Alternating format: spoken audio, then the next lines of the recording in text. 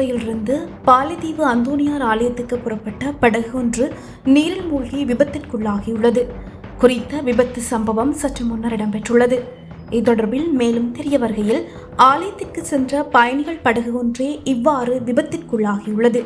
குறித்த படகில் முதியவர்கள், சிறுவர்கள், பெண்கள் என பலர் நீரில் மூழ்கியுள்ளதாக தெரிவிக்கப்படுகிறது.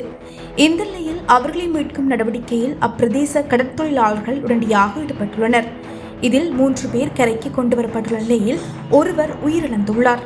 மேலும் தேடுதல் நடவடிக்கைகள் தீவிரப்படுத்தப்பட்டுள்ள நிலையில் இதனால் அங்கு பரபரப்பான சூழல் உருவாகியுள்ளமை குறிப்பிடத்தக்கது.